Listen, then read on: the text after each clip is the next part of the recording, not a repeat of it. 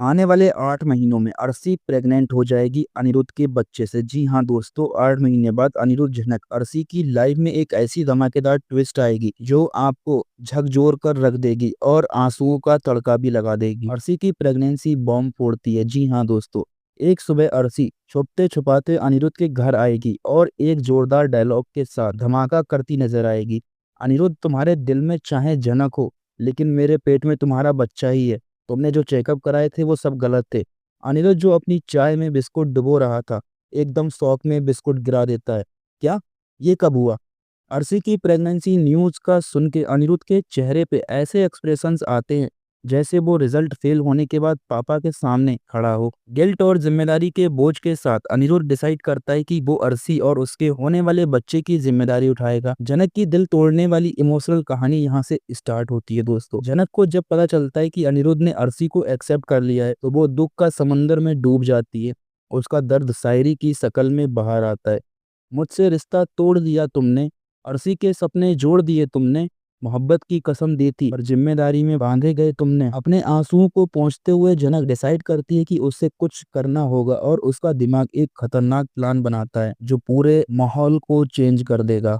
जी हाँ दोस्तों, जनक का धमाकेदार प्लान, ड्रामा, फेक डिलीवरी और एक बड़ा ट्विस्ट। जनक अर्शी की डिलीवरी के दिन हॉस्पिटल जाती है और नर्स से कहकर बच्चे को छुपवा देती है।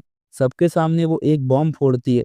ये बच्चा अब नहीं रहा। सब शौक में आ जाते हैं और अर्शी तो वैसे गिरने वाली थी अगर उसका फेक प्रेगनेंसी का सच सामने नहीं आता। अब आती है असली कॉमेडी। जनक को पता चलता है कि अर्शी का बच्चा तो फेक है और ये सब एक बड़े ड्रामा का हिस्सा था जो उसने अनिरुद्ध को फंसाने के लिए प्लान किया था।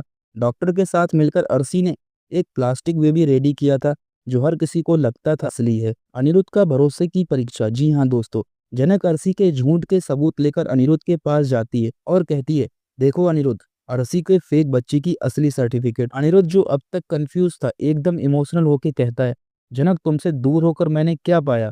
सिर्फ गिल्ट और दुख। पर अर्शी भी अब चुप रहने वाली नहीं है। वो एक और धमाका करती है।